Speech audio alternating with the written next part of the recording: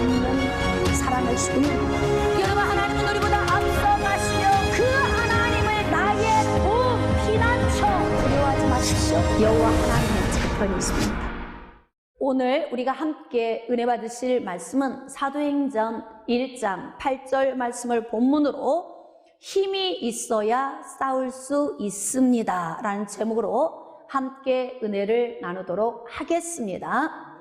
여러분, 싸움을 싸우기에 앞서 전략과 전술이 아무리 뛰어날지라도 싸움을 싸울 수 있는 힘이 없다면 이 싸움은 패배할 수밖에 없는 싸움이 될 것입니다.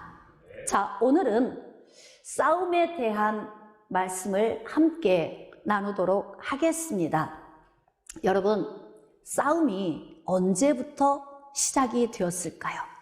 또 처음 시작된 싸움은 어떤 싸움이었겠습니까? 여러분들이 대답하실 수 있어야 합니다. 제가 잠깐 여러분들에게 설명을 하도록 하겠습니다. 여러분, 하나님께서는 엿새 동안 천지를 창조하셨습니다. 마지막 사람을 창조하시고 그 사람을 에덴 동산에 두셨습니다. 그리고 에덴 동산에 둔 아담을 향해서 하나님께서 명령의 말씀을 주셨습니다. 이 동산에 있는 각종 나무의 과실은 네가 임으로 먹을 수 있지만 동산 중앙에 있는 선과 악을 알게 하는 나무의 열매는 너희가 먹는 날에 반드시 죽으리라. 이 말씀을 명령하셨습니다. 자, 그런데 어느 날 마귀가 에덴에 들어와서 하와를 미혹하기 시작했습니다. 하와가 이 미혹에 쓰러져서 하나님의 말씀에 불순종하고 말았습니다. 그리고 선과 악을 알게 하는 나무의 열매를 따서 먹고 남편에게도 주었습니다. 그로 말미암아 죄가 세상에 들어오게 된 것입니다. 자, 죄가 세상에 들어왔고 죄로 말미암아 사망이 들어왔습니다. 자, 그로 말미암아 온 세상의 모든 사람이 다 죽게 된 것입니다. 자, 그래서 하나님께서는 하나님의 백성인 아담과 하와를 몰래 훔쳐간 마귀의 이 관계를 멸하기 위해서 하나님께서 창세기 3장 15절에 전략을 세우신 것입니다. 이 전략의 요지는 피 흘림의 제사를 통해서 하나님께 나아가는데, 이 피 흘림의 제사를 성취할 여자의 후손 예수 그리스도에 대한 예언의 말씀이셨습니다. 그리고 하나님께서는 짐승을 잡아 피를 흘리시고 가죽 옷을 지어 아담과 하와에게 입히신 후에 여자의 후손이 앞으로 흘려야 될 그 피 흘림의 사역에 대해 설명을 해 주셨을 거예요. 자, 그리고 하나님께 나아갈 때마다 반드시 피 흘림의 제사가 있어야만이 나아갈 수 있도록 제정해 놓으셨습니다. 이제는 죄인이 하나님께 나아가기 위해서 제사를 지낼 때마다 반드시 피 흘림을 통해서 죄 사함을 받고 난 후에 하나님께 나갈 수 있게 되는 것입니다. 그래서 제사는 죄인이 죄 사함을 받고 하나님께 나아가기 위해 드려지는 것입니다. 자, 어느 날 가인과 아벨이 하나님께 제사를 지냈습니다. 잘 들어보십시오. 가인은 자신이 농사를 지은 소산으로 하나님께 제물을 드렸습니다. 자, 아벨은 양의 첫 새끼와 그 기름으로 제사를 드렸습니다. 자, 하나님께 나아갈 수 있는 사람이 누구일까요? 가인일까요? 아벨일까요? 네. 아벨입니다. 이유는 피 흘림의 제사가 있었기 때문에 그렇습니다. 자, 그래서 하나님께 아벨이 나아갔을 때 하나님께서 아벨의 제사를 흥양하신 거예요. 자, 그런데 아벨의 제사를 흠양하시고 가인의 제사를 거부한 이 상황 속에서 가인이 하나님을 향해 분노를 느끼기 시작했습니다. 그래서 자신 안에서 불타오르는 이 분노의 마음을 자신의 동생 아벨을 돌로 쳐 죽이는 방법으로 분노를 표출을 했습니다. 제가 여러분에게 한번 질문을 하겠습니다. 여러분, 가인이 동생 아벨을 쳐 죽인 이 싸움의 출발은 영적 싸움일까요? 육적 싸움일까요? 그렇게 생각을 하십니까? 자, 여러분들은 영적 싸움이라고 대답을 하셨습니다. 여러분, 가인이 아벨을 쳐 죽인 그 사건을 육신의 눈으로 보면 육신의 싸움입니다. 그냥 형이 동생을 돌로 쳐 죽인 거예요. 그런데 영적으로 본다면 가인은 하나님에 의하여 자기의 제사가 연락되지 않은 것 때문에 하나님에 대한 분노를 가지고 있었던 것입니다.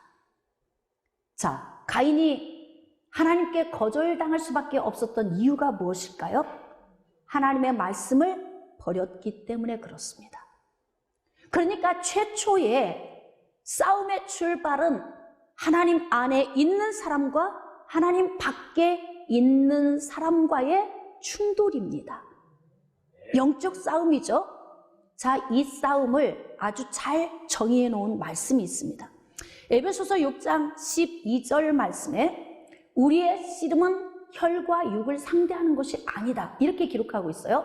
자, 여러분들 가정 안에서 부부싸움 하시죠? 또 부모와 자녀의 싸움이 있죠? 형제 간의 싸움이 있습니다.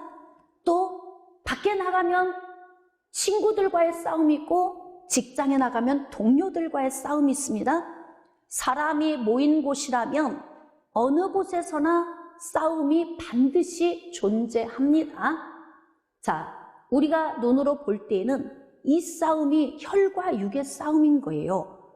그런데 에베소서 6장 12절 말씀에는 어떻게 정의를 하고 있냐면 이 싸움은 혈과 육을 상대하는 것이 아니라고 기록하고 있습니다. 자, 그러면 통치자들과 권세들과 어둠의 세상 주관자들과 하늘에 있는 악의 영들을 상대해서 싸우는 것이다. 자, 그럼 이 말씀을 결론적으로 본다면 우리가 지금 이 땅에서 살고 있는 눈에 보이는 싸움의 출발은 어디에서 출발했다는 거예요? 영적입니까? 육적입니까? 영적입니다. 영적인 것에서 출발을 했다는 것입니다. 그러니까 우리가 지금 육신의 삶 속에서 살고 있으면서 싸우는 모든 싸움의 출발은 보이지 않는 영적 싸움에서부터 시작이 된 것이라는 거죠. 자, 그러면 영적 싸움은 어떤 싸움을 의미하는 것이겠습니까? 여러분, 마귀가 하나님의 백성을 훔쳐갔습니다. 그래서 죄의 사슬에 꽁꽁 묶어두고 그리고 자신의 종로로 타도록 만들어버린 거예요. 그런데 하나님께서 잃어버린 하나님의 백성들을 다시 마귀에게서 죄의 모든 결박을 끊고 다시 구출해 내기 위한 이 계획이 바로 창세기 3장 15절 말씀 아니겠습니까? 그래서 영적 싸움은 하나님께서는 잃어버린 하나님의 백성들을 되찾기 위한 전략이 필요하신 거고, 마귀는 하나님의 백성을 훔쳐갔는데 빼앗기지 않기 위해서 하나님의 나라를 무너뜨리려는 전략을 세워야 했던 거예요. 그래서 어둠의 영역에서 또는 빛의 영역에서 일어나고 있는 이 전략의 충돌이 바로 영적 싸움입니다. 자, 그런데 이 영적 싸움은 보이지 않는 곳에서 전략이 세워져 있고 보이지 않는 곳에서 이루어지는데 우리는 이 싸움을 어떻게 알 수 있겠습니까? 바로 이 영적인 싸움이 우리 육신의 삶으로 표출된다는 것입니다. 깨달아지시면 아멘. 자, 그렇다면 우리가 영적 싸움을 싸워야 하는 것은 무엇이겠습니까? 바로 하나님의 백성들을 건져오는 것입니다.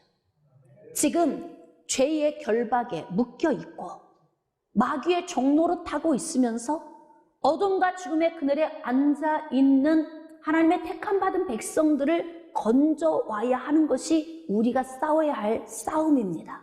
자, 마귀가 쉽게 놓아줄까요? 그러면 결국 예수 그리스도가 이 땅에 오셔서 십자가 위에서 승리해 놓으시고 승천을 하셨는데 이 싸움을 누가 싸워야 합니까? 예수님께서 예수님의 제자들에게 위임을 하셨습니다.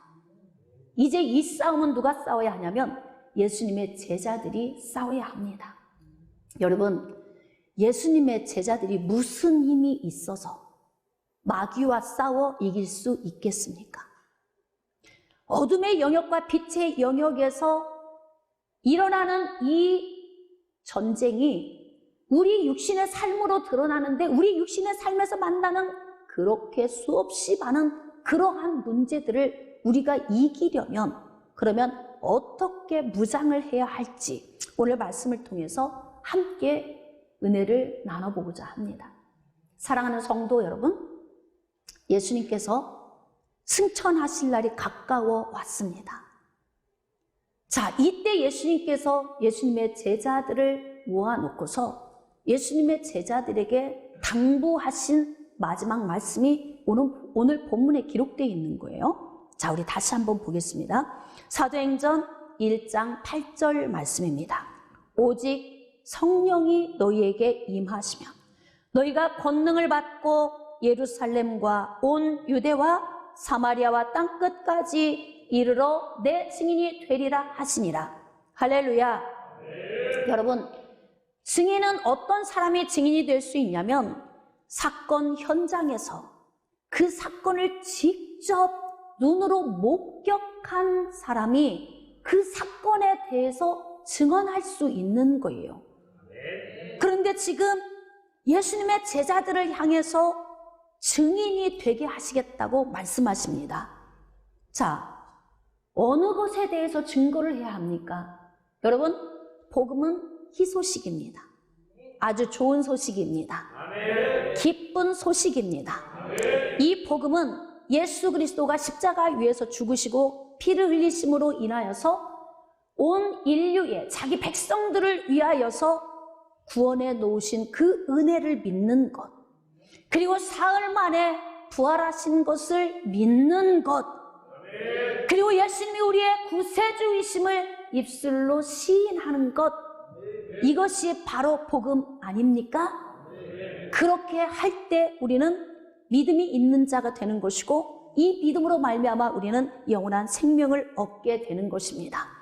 자, 그러면 예수님의 제자된 현재 우리가 예수 그리스도의 복음을 증언하기 위해서 나아가야 하는데 여러분, 우리가 예수 그리스도의 죽으심과 부활하심을 목격했습니까?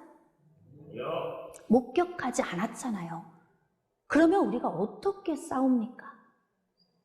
마귀가 빼앗아간 하나님의 백성들, 죄의 사슬에 꽁꽁 묶여있고 어둠과 죽음의 그늘에 앉아서 신음하고 있는 그 하나님의 백성들을 우리가 어떻게 구출하느냐는 거죠. 자, 그렇다면 전략과 전술이 뛰어나도 싸울 힘이 없다면 패배하는 겁니다. 여러분, 우리가 인생을 살면서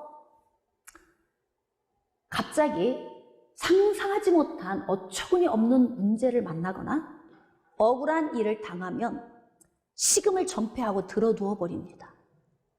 자, 이런 사람을 향해서 옆에 있는 사람이 하는 말이 있어요. 먹고 힘내세요. 그래야 싸울 수 있습니다. 아무리 뛰어난 전략과 전술이 있어도 그 전략과 전술을 적용할 내 자신이 강력한 힘으로 무장되지 않는다면, 그렇다면 싸울 수 없는 것 아닙니까? 여러분, 선수들이 경기장에서 경기를 치를 때 전략과 전술만 가지고 경기하지 않습니다.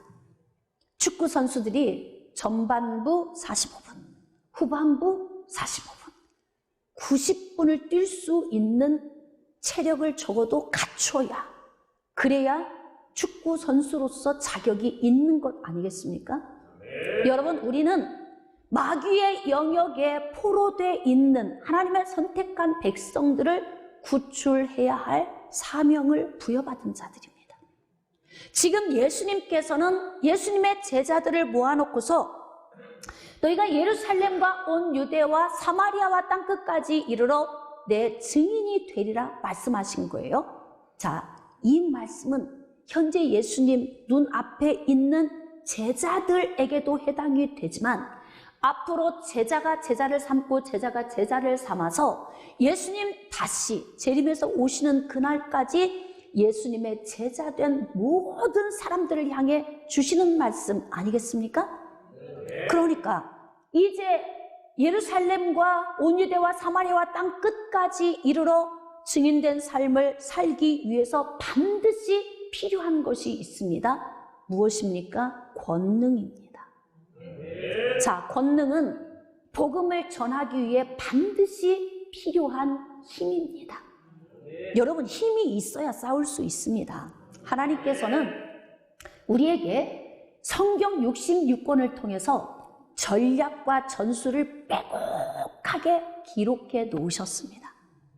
자, 이 전략과 전술을 우리가 지식으로만 알고 있다면 우리가 나가서 싸움에서 승리할 수 없습니다. 자, 그러면 이 전략과 전술을 숙지하고 이 전략과 전술을 들고 나가서 싸울 수 있는 힘이 필요하지 않겠습니까? 그런데 이러한 힘은 우리 안에서 나올 수 없습니다. 마귀와 싸워서 그 영역에 있는 포로된 하나님의 백성들을 자유케 할 능력이 우리에게는 없다는 거예요. 깨달아지시면 아멘. 그러니까 우리 스스로 안에는 마귀를 이길 수 있는 힘이 없기 때문에 반드시 우리가 힘을 보강해야 한다는 것입니다. 영적 체력 단련이 필요한 것입니다. 그런데 이 힘은 우리 자신 안에서 나오는 것이 아니라는 겁니다. 그래서 예수님께서 지금 포로되어 있는 자들을 구출하기 위해서 예수님의 제자들을 파송하기에 앞서 너희가 권능을 받게 될 것이다. 복음을 전함에 있어 필요한 힘을 받게 될 것이라는 거예요. 이 힘이 어떠한 역사를 나타냅니까? 병든 자를 고치게 하십니다. 귀신 들린 자를 자유케 하십니다. 문제 가운데에서 고통받고 있는 자들을 풀어주십니다. 그렇기 때문에 이 권능은 복음을 전하기 위해서 반드시 필요한 것이고 이 권능이 없다면 하나님께서 우리에게 주신 전략과 전술은 무용지물이 되는 거예요. 그래서 지식으로만 충만하죠. 대화하면 지식은 충만한데 능력이 없습니다. 자, 그러면 영혼을 구출해낼 수가 없다는 것입니다. 자, 예수님께서 예수님의 제자들에게 권능을 받으라고 말씀하시는데 이 권능이 어디로부터 오냐 하면 성령이 하나님께로부터 임하셔야 한다는 것입니다.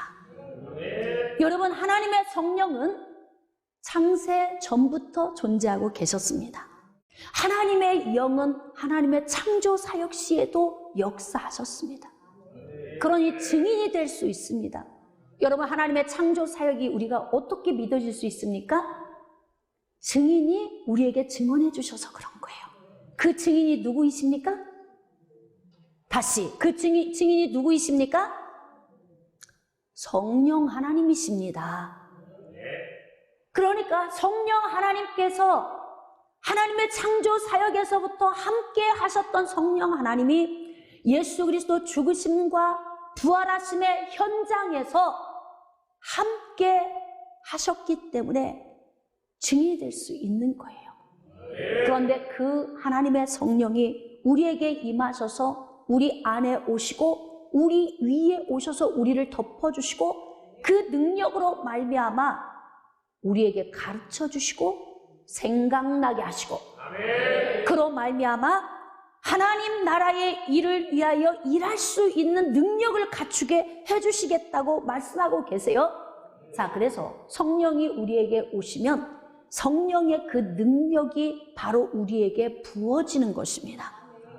그래서 그 능력을 받고 증인된 삶을 살 수 있게 되는 것 아니겠습니까? 자, 예수님의 이 약속의 말씀을 붙들고 예수님의 제자들과 함께 120여 명이 다락방에 올라가서 기도하기 시작했습니다. 자, 오순절날 성령의 능력이 위로부터 임하셨습니다. 자, 지금 사도행전 2장 1절 말씀을 한번 묵상하도록 합시다. 오순절날이 이미 이름에 그들이 다 같이 한 곳에 모였더니 호련히 하늘로부터 급하고 강한 바람 같은 소리가 있어 그들이 앉은 온 집에 가득하며 마치 불의 혀처럼 갈라지는 것들이 그들에게 보여 각 사람 위에 하나씩 임하여 있더니 그들이 다 성령의 충만함을 받고, 자, 거기 밑줄 좀 그읍시다. 성령의 충만함, 성령의 세례와 함께 하나님께서 넘치도록 부어주신 그 은혜를 그들이 받았다는 거예요. 그래서 성령이 말하게 하심을 따라 다른 언어들로 말하기를 시작하니라. 이것이 바로 성령 강림 사건 안에 있었던 120문도가 체험한 성령의 체험입니다. 자, 이제 예수님이 약속하셨던 성령의 권능이 예수님의 제자들에게 임하셨습니다. 이제는 예수님의 제자들이 나아가서 복음을 전할 수 있는 준비가 된 것입니다. 자, 예수님과 3년 반 동안 하나님의 말씀을 숙지했어요. 그래서 전략과 전술을 익히 숙지를 했습니다. 자, 이제는 위로부터 내린 하나님의 권능이 그들에게 임하셨습니다. 힘을 받은 것입니다. 폭발적인 힘, 할렐루야, 강력한 힘, 그 힘을 하나님께서 쏟아 부어 주신 것입니다. 자, 그러면 이제 갖출 수 있는 모든 것을 다 갖췄습니다. 자, 이제 이 힘을 갖춘 많은 사람들 가운데서 오늘 베드로가 영혼을 구원하기 위해서 이 힘을 어떻게 적용하며 싸우는지에 대해서 함께 은혜를 나눠봅시다. 자, 사도행전 10장으로 나가겠습니다. 가이사랴라고 하는 지역에 고넬료라고 하는 사람이 있습니다. 고넬료는 이달리아 부대의 백부장입니다. 이 사람은 로마인이지만 이방인이면서도 이스라엘 땅에 와서 하나님에 대한 말씀을 들은 거예요. 자, 그래서 유대인들의 영향력을 받아서 이 고넬료는 어떠한 삶을 살았냐면, 자, 사도행전 10장 1절 굉장히 중요한 내용이 있어요. 자, 하나씩 우리 좀 표해 봅시다. 자, 백부장 고넬료는 어떤 사람이었나? 10장 2절. 자, 첫 번째, 그는 경건한 사람이었다. 자, 두 번째, 온 집안과 더불어 하나님을 경외하는 사람이었다. 세 번째, 백성을 많이 구제한 사람이었다. 자, 네 번째, 하나님께 항상 기도하는 사람이었다. 자, 여러분, 이 정도 되면 고넬료에 대해서 더 많이 언급하지 않아도 어떤 사람인가 추론이 되지요? 자, 이런 고넬료에게 하나님의 은혜가 임하셨습니다. 자, 고넬료가 오후 3시쯤, 자, 지금 3절에는 9시라고 되어 있죠? 자, 지금 현재 시간으로 오후 3시를 이야기합니다. 오후 3시쯤 되어서 기도를 하고 있는데 갑자기 환상이 열렸어요. 자, 환상이 열렸는데 그 환상 가운데서 하나님의 사자들이 고넬료에게 온 것입니다. 자, 그리고 고넬료를 불렀습니다. 자, 이제 고넬료가 대답했죠? 자, 그런데 4절에 고넬료가 주목하여 보고 두려워하여 이르되 주여 무슨 일이니까? 천사가 이르되 내 기도와 구제가 하나님 앞에 상달되어 기억하신 바가 되었으니. 여기서 제가 여러분에게 한 가지 질문을 하고 싶습니다. 그의 구제와 선행으로 인하여 구원을 받은 것인가? 자, 여기서 여러분들이 고민을 하셔야 됩니다. 지금 상달되어 기억하신 바가 되었다는 이 말씀은 실질적으로 고넬료가 어떻게 살았기 때문에 구원받았다, 그런 의미를 나타내고자 하신 말씀이 아닙니다.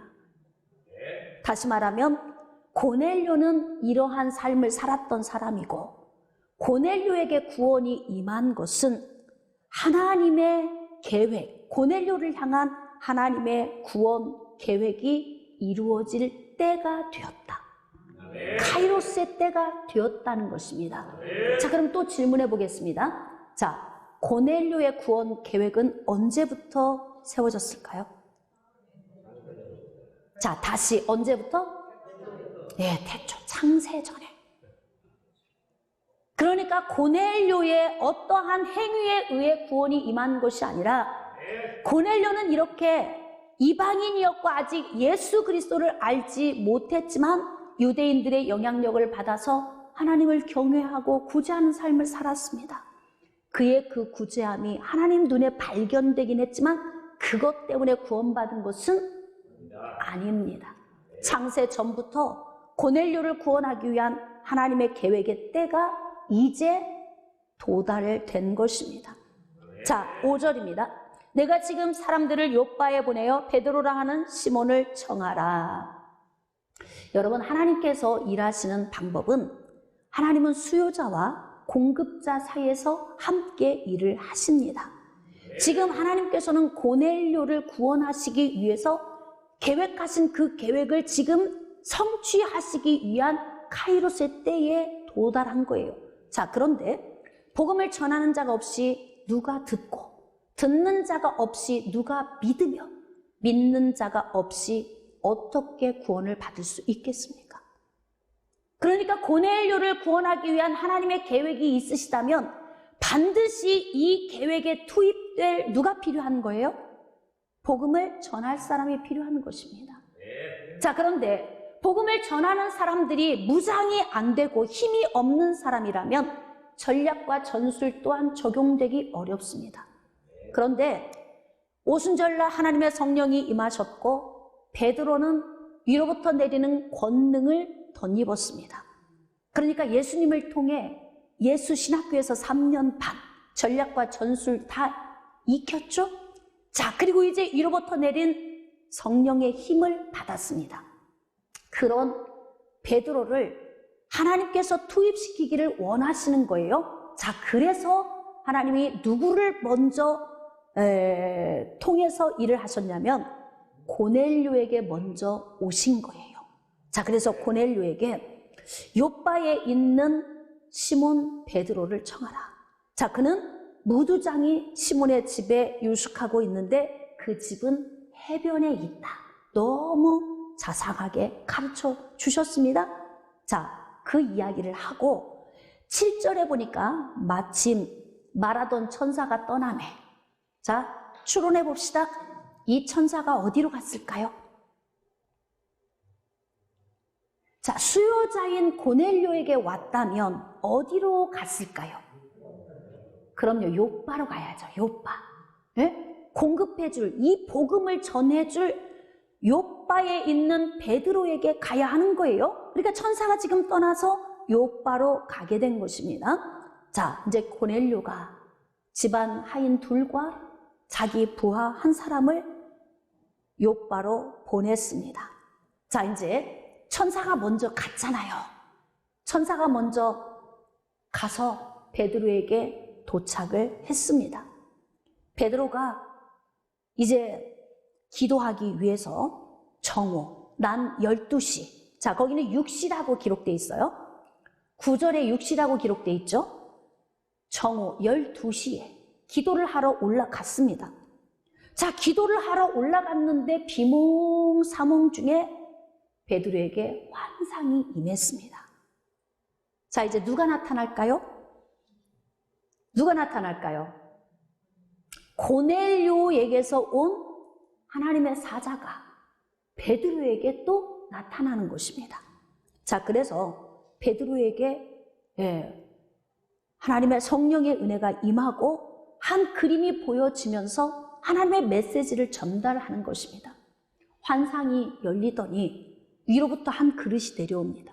자세히 보니까 내 귀를 메어단 보자기가 내려오는데 그 안에는 네 발 달린 짐승, 기는 것, 나는 것, 이런 부정한 짐승들이 그 안에 들어 있습니다. 자, 그런데 이때 하나님의 사자가 말합니다. 베드로야, 잡아 먹어라. 자, 그럼 여기서 우리가 좀 궁금하게 여겨야 할 일이 있습니다. 여러분, 베드로는 예수 그리스도를 통하여 그리스도인이 되기 전에 유대인이었습니다. 유대인들의 율법, 규례에는 정한 짐승과 부정한 짐승을 어떻게 해야 하는지 이 식용 방법에 대해서 규례에 기록되어 있습니다. 그런데 부정한 짐승은 식용하면 안 돼요. 그런데 지금 부정한 짐승이 이 보자기에 잔뜩 들어있는데 잡아 먹어라, 이렇게 명령을 하십니다. 자, 혼란스러울까요? 혼란스럽지 않을까요? 헷갈리겠죠? 정말 의아하죠? 지금까지는 부정한 짐승을 율법에 의해서 먹지 말라고 말씀하셨는데 갑자기 이것을 잡아먹어라, 이렇게 명령을 하시니 얼마나 베드로가 혼란스럽습니까? 그러니까 베드로가 이야기하는 겁니다. 난 지금까지 유대인으로 살아왔고 하나님께서 모세를 통해 주신 그 율법을 나는 어긴 적이 없습니다. 나는 부정한 짐승을 먹어본 적이 없습니다. 그러므로 지금도 나는 그 부정한 짐승을 먹지 않겠습니다. 이렇게 이야기를 하는 것입니다. 자, 그런데 이 환상이 끝나지 않고 계속해서 반복적으로 2번, 3번 베드로야, 잡아먹어라 라고 명령을 하십니다. 베드로는 못 먹겠다고 이야기를 합니다. 이때 하나님께서 뭐라고 말씀하십니까? 자, 15절 두 번째 소리가 있으되 하나님께서 깨끗하게 하신 것을 네가 속되다 하지 말라. 자, 이제 굉장히 혼란이 올 거예요. 베드로는 혼란스러웠을 것입니다. 하나님께서 깨끗하게 하신 것을 네가 속되다고 하지 말라. 자, 이런 일이 3번 있은 후에 보자기가 하늘 위로 올라갔습니다. 자, 이제 베드로가 너무 고민이 돼서 의아한 마음으로 이게 무슨 뜻일까라고 생각을 하고 있습니다. 고민을 하고 있는데 밖에서 문을 두드리는 소리가 납니다. 여러분, 마치 꼭 퍼즐을 맞추듯이 이 이루어지는 일을 보니까 너무 하나님은 정확하게 수요자와 공급자 가운데에서 하나님이 역사하심을 우리가 볼 수 있는 거예요. 하나님의 권능을 받고 하나님의 전략과 전술, 여자의 후손을 통해 구원하시기로 작정하신 하나님의 그 계획을 다 인지하고 깨달아 알은 용사 베드로가 힘을 얻고 지금 고넬료의 가정으로 가야 되는 이 준비 단계에서 갑자기 문을 두드리는 소리가 나는 거예요. 자, 고넬료의 가정에서 파송된 사람이 와서 문을 두드리고 있는 것입니다. 자, 고민하고 있는데 문을 두드립니다. 이때 하나님이 말씀하십니다. 두려워하지 말고 의심도 하지 말고 문을 열고 그들을 받아들여라. 그리고 그들이 너를 데리고 갈 것이다. 그러면 너도 함께 가라. 내가 그들을 보내었느니라. 굉장히 중요합니다. 하나님이 보내셨다는 거예요. 왜 보내셨을까요? 공급자인 베드로를 수요자인 고넬료에게 보내시기 위해서. 그래서 고넬료 가정에 파송된 사람이 지금 베드로를 만나게 된 것 아니겠습니까? 자, 그래서 다음 날 그들과 함께 고넬료의 집에 가게 됩니다. 자, 이제부터 성령의 권능을 받고 힘으로 무장된 베드로가 고넬료의 가정을 갑니다. 그런데 24절 보겠습니다. 이튿날 가이사랴에 들어가니 고넬료가 그의 친구와 가까운 친구들을 모아 기다리더니, 여러분, 고넬료가 얼마나 사모하는 마음으로 기다리는지 베드로가 와서 들려줄 복음에 대한 기대감이 굉장히 큽니다. 자, 그래서 일가 친지를 다 모아놓았습니다. 그곳에 가서 베드로가 복음을 전하기 시작합니다. 자, 이 복음을 전하는 것이 무엇일까요? 영적 싸움입니다. 고넬료, 그의 가족, 그의 일가 친지, 그의 친구, 이들은 어디에 속한 사람들이냐면 지금 죄의 사슬에 묶여 있고 마귀의 영역에 지금 포로로 붙들려 있는 자들입니다. 자, 이제 이런 자들을 그 상황에서 구출해 내야 하는 것입니다. 자, 그렇다면 힘이 없이 이 사역을 감당할 수 있을까요? 힘이 없이 싸울 수 있겠습니까?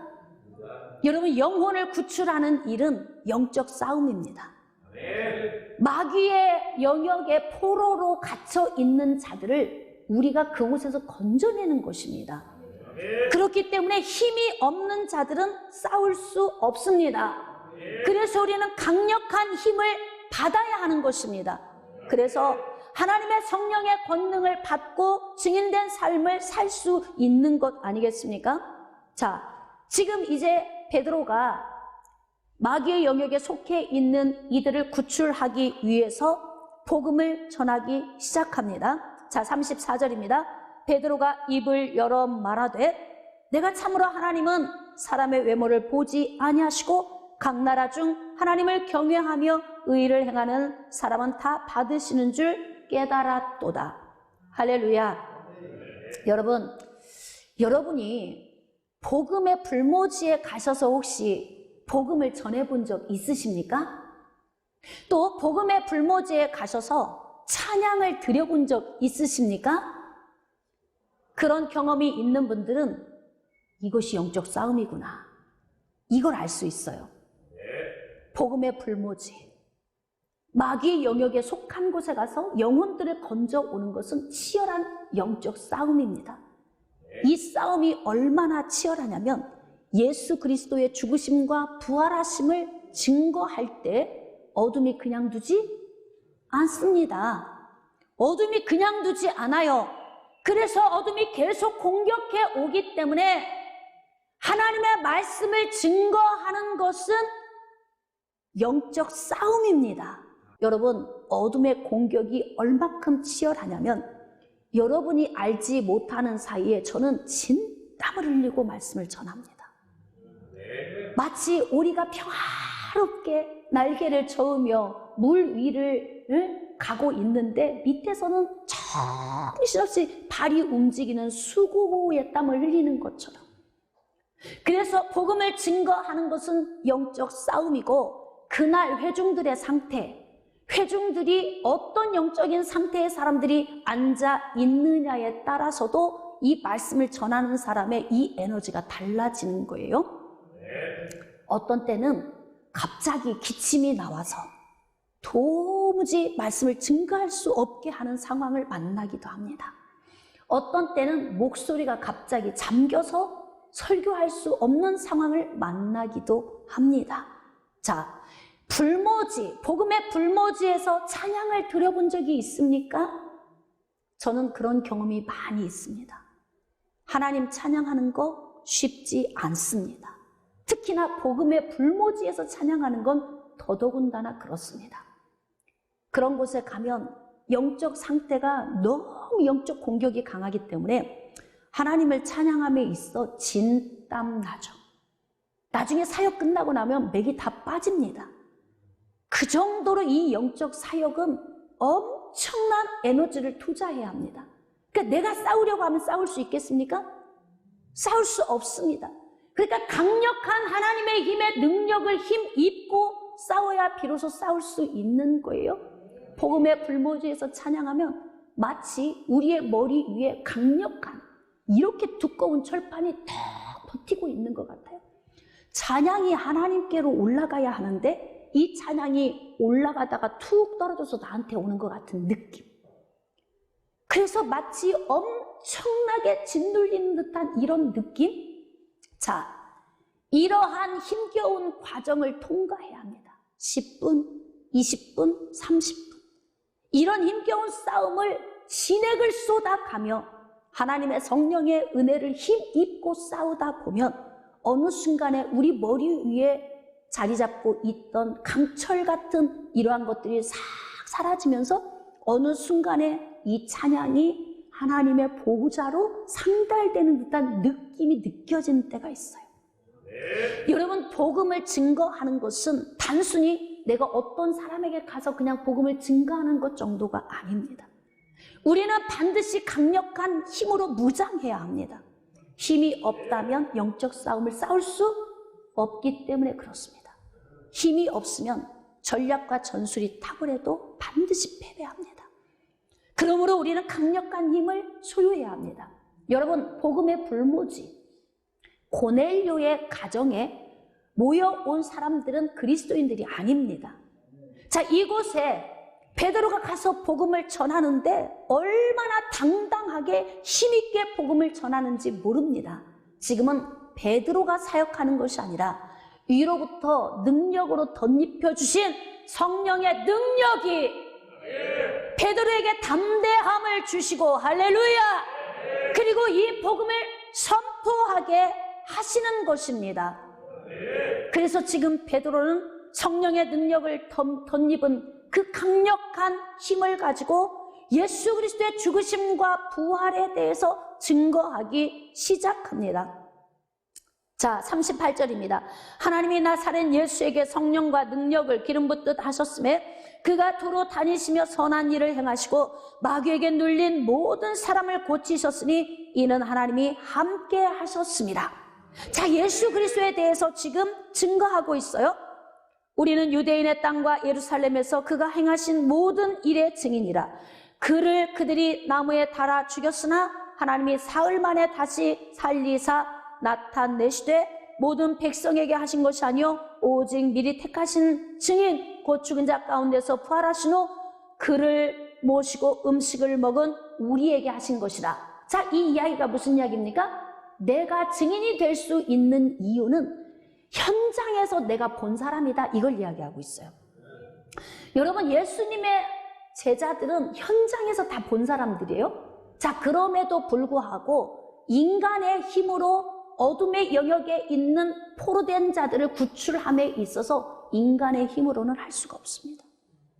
그러니까 성령의 권능을 덧입고 창세 때부터 함께 하셨던 증인된 성령의 힘을 입고 또 현장에서 예수 그리스도의 죽으심과 부활하심을 직접 경험했던 증인된 우리가, 즉 내가 지금 당신에게 와서 이 생명의 복음을 전한 것은 하나님의 은혜다, 이걸 지금 전하고 있는 것입니다.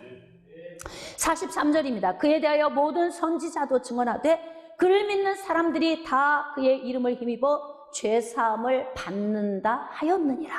자, 죄사함에 대한 복음, 이 복음을 통해서 영원한 생명을 얻는 것에 대한 이 복음을 지금 담대히 증거하고 있습니다.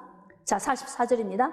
베드로가 이 말을 할 때에 성령이 말씀 듣는 모든 사람에게 내려오시니, 할렐루야. 여러분, 성령의 힘, 강력한 힘을 얻은 베드로가 가서 어둠과 죽음의 그늘에 앉아 포로된 자들을 건져냈어요. 통로로 쓰임 받은 것입니다. 자, 그런데 중요한 건 다시 또 하나님의 성령이 고넬료와 그의 가정에 모인 자들에게 다시 또 부어진 것입니다. 그러면 이제 또 누가 나가야 하는 것입니까? 고넬료와 그 안에서 구원받은 자들이 다시 또 파송되어야 하는 거예요. 아멘. 그래서 하나님의 나라가 확장되는 것입니다. 지금 이 시대에 누가 파송되어야 합니까? 내가 파송되어야 합니다. 그렇다면 내가 파송되기 위해서는 우리는 66권에 기록된 전략과 전술뿐만이 아니라 하나님의 성령의 힘, 이 능력을 덧입어야만이 우리가 사명을 감당할 수 있게 된다는 것입니다. 여러분, 우리가 살고 있는 이 현실의 삶은 수없이 많은 싸움이 있습니다. 매일같이 싸워야 할 일이 있습니다. 그 싸워야 하는 그 싸움을 이제는 우리가 영적으로 그것을 볼 수 있어야 한다는 거예요. 이 싸움, 지금 내가 싸우고 있는 가정 안에서의 싸움, 교회 안에서의 다툼과 분란, 또는 직장에서, 사업장에서 싸우고 있는 이 싸움의 출발이 어디서부터인가? 영적 싸움입니다. 어둠은 끊임없이 하나님의 백성들을 도둑질하고 죽이고 멸망시키기 위해서 계속해서 공격해 옵니다. 자, 그런데 우리가 무장되지 않은 상태에서 싸우려고 한다면 날마다 패배하는 거예요. 그래서 이렇게 패배하는 사람들이 많습니다. 왜 패배합니까? 왜 시험이 듭니까? 왜 무너집니까? 시험 드는 이유를 잘 생각해 보세요. 별것도 다시, 자, 시험 드는 원인들을 잘 생각해 보세요. 별것도 어때, 그런 것 같습니까? 별것도 아닌데 시험에 들어요. 왜 시험에 듭니까? 배후에 있는 영적 세계를 읽어보지 못해서 그래요. 육신의 눈으로만 보기 때문에 그렇습니다. 내가 지금 마음이 섭섭하고 내가 마음이 지금 힘들다면 나를 무너뜨리고자 하는 영적인 세계 배후에서 어둠인 나를 공격하고 있구나, 이것을 읽을 수 있어야 우리가 서 있는 곳입니다. 여러분, 힘이 있어야 싸울 수 있는 거예요. 육신도 힘이 있어야 싸웁니다. 그런 것처럼 영적인 성령의 권능을 덧입어야만이 싸울 수 있는 것입니다. 자, 베드로에게 부어졌던 하나님의 성령이 고넬료의 가정에 몇 명 모이지 않은 그곳에도 성령의 능력이 임하셨습니다. 자, 이제부터 힘을 받은 고넬료는 다시 영적 싸움을 싸우는 용사의 삶을 살아야 합니다. 사랑하는 성도 여러분, 지금 이 시대를 살고 있는 우리가 성령의 능력을 받아 증인된 삶을 살아야 합니다. 그러므로 위로부터 내리는 성령의 은혜를 사모하십시오. 지금 고넬료의 가정에서 말씀을 듣는 가운데 성령의 능력이 임하셨습니다. 자, 그렇다면 지금 말씀을 듣고 있는 우리 가운데도 성령의 능력이 임하심을 믿으시면 아멘. 아멘. 자, 깨달아지시면 아멘. 아멘. 자, 이 능력이 지금 하나님이 나에게 부어주고 계시고, 이 강력한 힘이 내가 영적 전쟁을 치르게 하기 위해서 나에게 부어지는 것임을 믿으시면 아멘. 아멘. 자, 그렇다면 오늘 성령의 능력이 더 강력하게 여러분에게 임하고 계십니다. 아멘. 믿음의 사람들에게 부어주십니다. 아멘. 그리고 영적인 힘을 받아서 이 강력한 힘을 통해 싸움에서 승리할 수 있도록 하나님께서 우리에게 넘치도록 부어주십니다. 아멘. 말씀을 결론 짓도록 하겠습니다. 이 땅에 사는 동안 수없이 많은 싸움을 우리는 싸웁니다. 이 싸움의 출발은 영적인 세계에서부터 오는 것입니다. 하나님의 백성들을 공격해 오는 영역은 마귀입니다. 마귀가 도둑질하고 죽이고 멸망시키려고 하는 목적으로 옵니다.